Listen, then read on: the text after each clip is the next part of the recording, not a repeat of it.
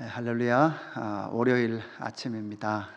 주님 앞에 예배하고 또 여러분 직장에서 또 가정에서 한 주의 삶을 예배로 시작했고 월요일 또 출근하는 이 아침입니다. 우리가 욥기를 묵상을 하고 있는데요, 모든 삶에 완벽했던 욥의 모습으로 욥기가 열렸습니다. 그의 삶의 모습도 완전했고 또한 삶의 태도도 하나님 앞에 온전했습니다. 그리고 하나님도 그를 의인으로 그렇게 여겼던 놀라운 삶을 하나님 앞에 올려드렸던 것이 욥의 삶이었습니다.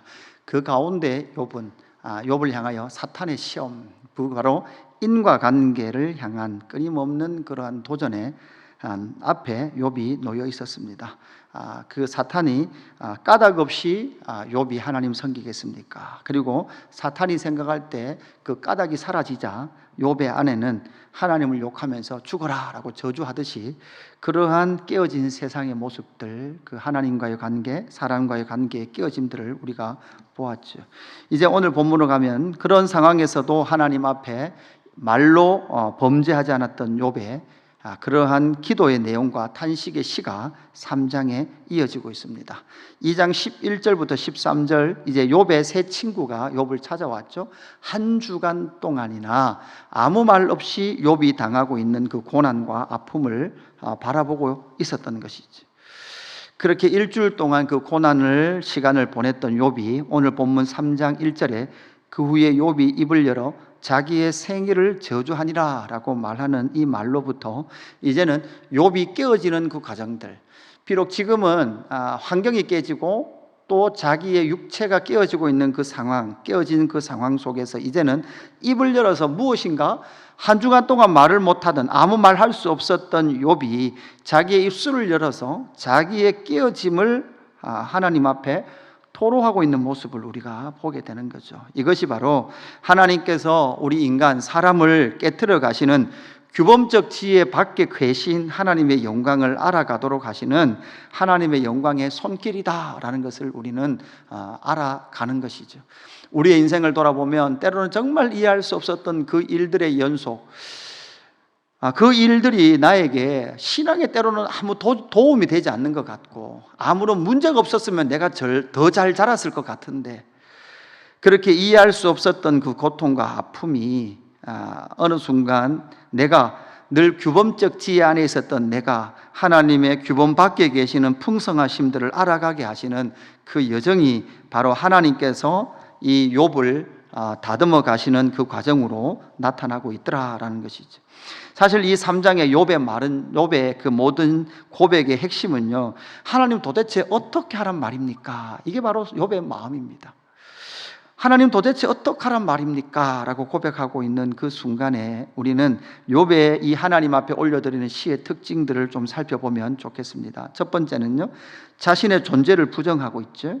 자신의 날이 달력에 없었으면 좋았을 것이다 라고 고백하고 있습니다. 그것이 바로 이 말이에요. 그 후에 욥이 입을 열어 자기의 생일을 저주하니라 라고 말하는 이 고백이죠. 다른 말로 하면 태어나지 않았으면 좋았을 것이라는 그 내용이 1절부터 10절까지 계속해서 그는 자신의 존재의 한계, 자기가 없었으면 하는 그러한 절망과 아픔 가운데 지금 욥이 던져져 있다라는 것을 우리는 보게 되는 것이죠. 사실 3장에 욥이 하나님을 향한 바로 원망이나 그런 하나님을 향한 투쟁이 바로 나오지 않아요.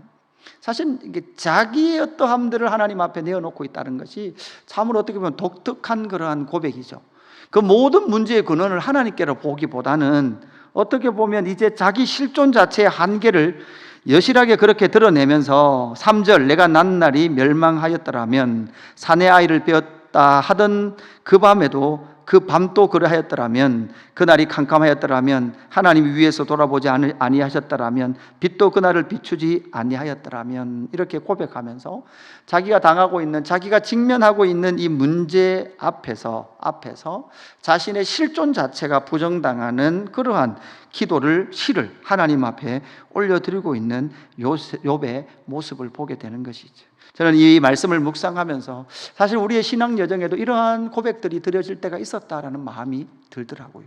한 사람 한 사람의 성도들의 그 삶들을 통하여서 하나님은 끊임없이 하나님 정말 이해할 수 없는 이 삶이 내 안에 왜 펼쳐집니까? 라는 그 질문, 그래서 때로는 내가 나지 않았다면 이라고 한탄할 만큼의 그러한 하나님 앞에 몸부림의 그러한 시간들이 하나님의 사람들에게 주어지고, 그 하나님의 사람들이 그러한 시간을 통해서 늘 어떻게 보면 규범적 지혜의 그 풍성함 안에만 있었다면 그 일들을 통하여 규범 밖에서도 하나님께서 우리에게 주시는 그러한 풍성한 지혜들을 내가 다 이해할 수 없었던 하나님 아버지의 큰 뜻이 있었구나라는 것들을 우리의 삶을 통해서 경험해 가게 된다라는 사실이죠. 자녀들이 정말 부모의 마음을 잘 헤아려 주지 못하죠. 그래서 때로는 부모들이 하는 말이 답답한 규범 같고 자기를 얽매이는 것 같지만, 그러나 어느 순간 철이 든 이유, 그 철드는 과정 가운데 자기 깨어짐이라는 그 시간을 통과해 갈 때에 부모의 마음을 이해하고 철이 들어가듯이 지금 하나님은 욥을 그렇게 깨트려 가시고 있다라는 것을 우리는 첫 번째 모습, 그래서 자신의 존재의 한계와 자신의 존재의 그러한 없음에 대한 그러한 답답함을 우리가 1절에서 10절까지 욥이 토로하고 있는 장면을 보게 되는 것이죠. 두 번째는요, 방법 없음의 한계를 욥은 고백하고 있습니다. 11절에서부터 11절 넘어갈 때 보면 어찌하여 내가 태에서 죽어 나오지 아니하였던가, 어찌하여 내 어머니가 해산할 때에 내가 숨지지 아니하였던가, 어찌하여 무릎이 나를, 이렇게 고백하면서 어찌하여라고 말하면서 지금 자신의 삶의 현장에서 방법이 없는 거예요. 다른 어떤 방법도 없는 한계를 만나고 있는 욥의 그 한탄과 고백이 오늘 이 시적 고백 속에 나타나고 있더라라는 것을 보게 되는 거죠. 그렇습니다. 우리의 신앙의 여정 속에는요, 만나야 될 그러한 낭떠러지기와 같은 그때가 있을 겁니다.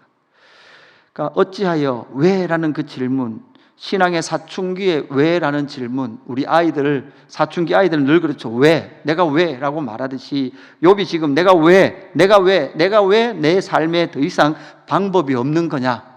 나는 왜 더 이상 내 삶에 손 쓸 수 있는 길이 없는 건가? 라는 그 질문을, 어찌하여 내가 태에서 죽지 아니하였던가? 어찌하여 내 어머니가 해산할 때 내가 숨지지 아니하였던가? 어찌하여 무릎이 나를 받았던가? 어찌하여 내가 젖을 빨았던가? 이렇게 고백하면서 사실 지금 자기가 지금 살아가고 있는 이 삶의 모습 속에는 이 자기에게 닥친 이 고난을 극복할 만한 그러한 방법도 없고 길도 없는 그러한 한계를 만나고 있는 욥의 한계를 우리에게 말씀해 주고 있습니다.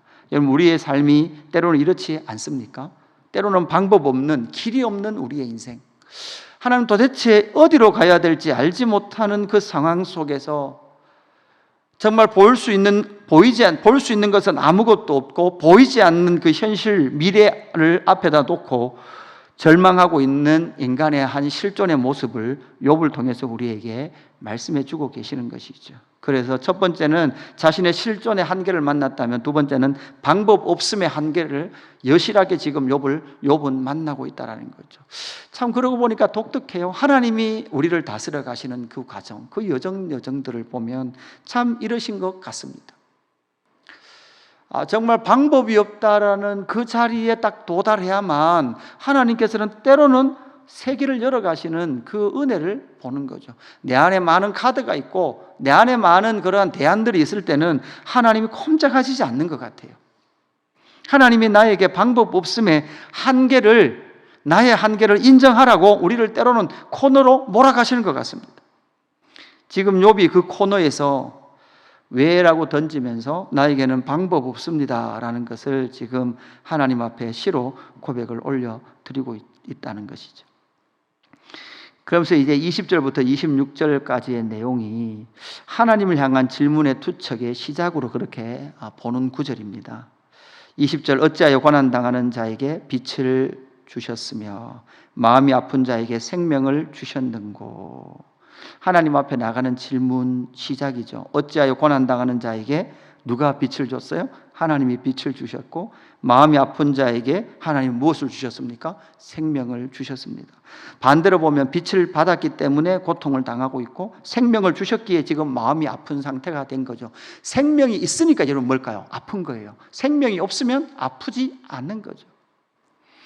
살아있으니 아프고 살아있으니 내가 방법 없다라는 것을 인식을 하게 되는 거죠. 21절, 이러한 자는 죽기를 바라도 오지 아니하니 땅을 파고 숨긴 보배를 찾음보다 죽음을 구하는 것을 더하다가, 그러니까 보물 찾는 것보다 뭐를 더 바랬다는 거예요. 죽기를 더 바랄 만큼 하나님을 향한 그 질문들을 투척하면서 무덤을 찾아 얻으며 심히 기뻐하고 즐거워하나니 하나님에게 둘러싸여 길이 아득한 사람에게 어찌하여 빛을 주셨는고, 이렇게 고백을 하고 있죠. 지금 이 모든 욥의 고백을 보면 참 시적 고백이죠.